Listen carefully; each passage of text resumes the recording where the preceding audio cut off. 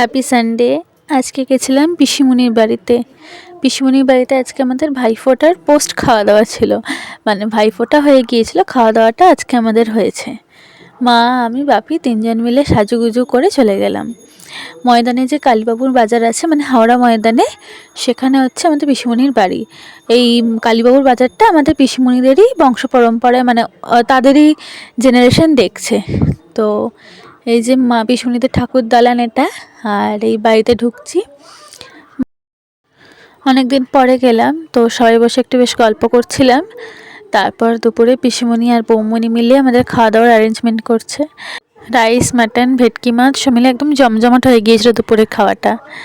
তারপর এখানে একটু ওদের গাছগাছালি যে রয়েছে, মাকে দাদা ঘুরিয়ে ঘুরে দেখাচ্ছিল, আমিও দেখছিলাম, ভিডিও করছিলাম, খুনসুটি করছিলাম, সব লেগেই ছিল আমাদের।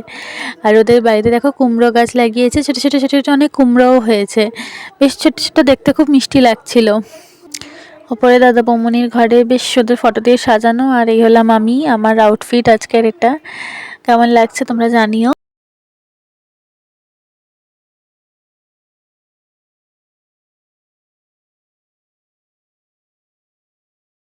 এদিকে দেখো, দাদা শান্তিনিকেতন থেকে একতারা কিনে নিয়ে এসেছে, সেটা এখন বাজানো চলছে। ভালোই বাজাতে পারে, দেখো তোমরা।